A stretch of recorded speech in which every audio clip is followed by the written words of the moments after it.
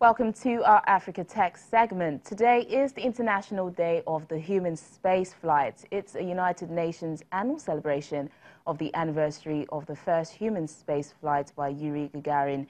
It was proclaimed at the 65th session of the United Nations General Assembly on April 7, 2011, a few days before the 50th anniversary of the flight. It celebrates mankind venturing into a new era of space, science and technology, humans in space.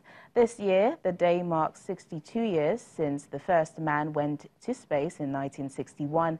This journey, which took a lot of courage, trust and an army of scientists and engineers to pull off, is a huge landmark en route to the ability for us to explore space.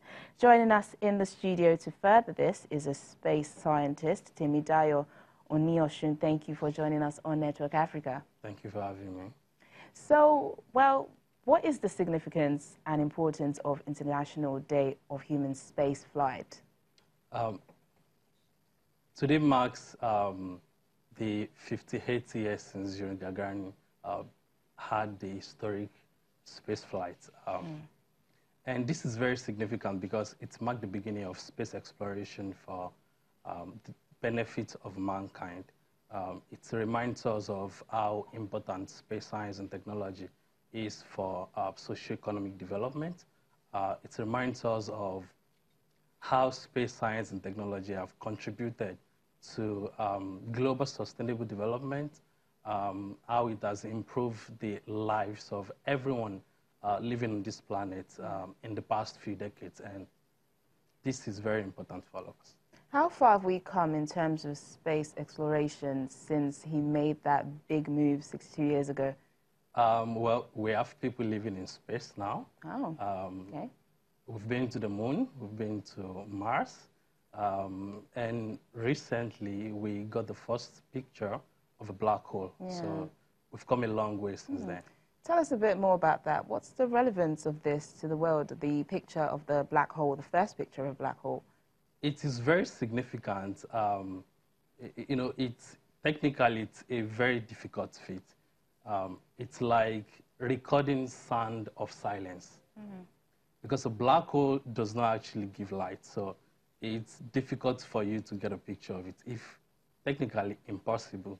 But we were able to achieve this. And you know, for several years, scientists have they've made several theories around the black hole, but day before yesterday, we were able to get a first picture of it. And this is going to help us in our understanding of the universe. It will advance our understanding of the black hole itself and help to answer a lot of questions as regards to the Milky Way. In this part of the world, we're just beginning to pay attention to space matters. But what is the impact of space activities to Africa? The impact of space activities in Africa is the same across the world. It's embedded in our day-to-day activities. So space technology have helped us in the past several years. It has advanced the way we live. Spin-off from space is in our day-to-day activities. Technology development, most of these are spin-off from space technology. So it is important for us, not just in Africa, but it's a global thing.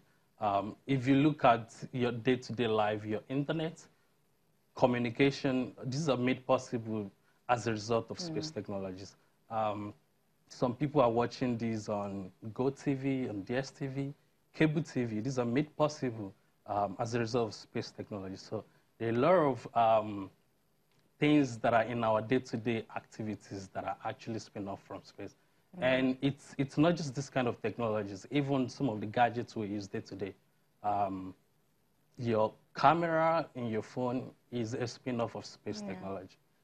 Your mini laptop is a spin-off of space technology. So involvement in space has helped us to actually advance the way we live. Okay, well, there's a lot going on in the space sector. But how soon do you think we can have a Nigerian on the moon?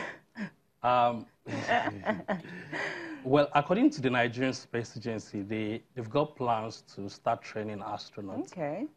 And several months ago, the minister announced that Nigeria will be sending the first man to the moon very soon. So you never can tell. That's to keep our eyes out then. Temi Dayo Onyoshun, a space scientist, thank you for speaking to us on Network Africa. Thank you for having me.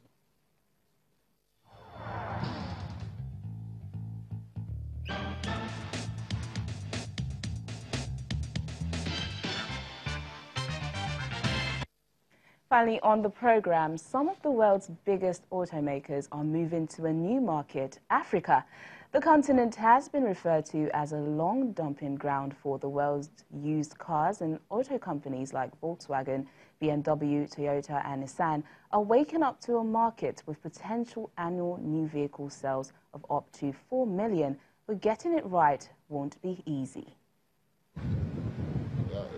At the edge of Nairobi's Gong Forest, thousands of used cars litter in the hot sun on a dusty field, waiting for buyers. Imported from Japan or the Middle East, they offer an affordable route to vehicle ownership in Kenya and have dominated the market for decades. That is an obstacle big car makers must overcome if they hope to crack the huge African market. The undeserved continent, where buyers are still hungry for conventional engines, offers the promise of rapid growth amid global trade turmoil and increasingly strict carbon emission controls in traditional markets. Volkswagen, BMW, Toyota, Nissan and others have joined forces to lobby governments for steps that would reduce the imports that have made sub-Saharan Africa notoriously difficult terrain and allow local production to flourish. We started scanning the markets, and we looked into ways of opening them up, because they're literally not functioning right now due to importation of used vehicles all the way from Japan or the US. It's a dumping ground for used cars. Schäfer also added that there is a potential market in sub-Saharan Africa for 3 to 4 million new cars, up from just 420,000 in 2017. The AAAM identified Kenya, Nigeria and Ghana as potential manufacturing hubs and helped draft legislation setting up standards and incentives. In Kenya, the government plans to wind down imports of cars more than 3 years old by 2021. Exceptions will be made for passenger vehicles with 1.5-litre or smaller engines.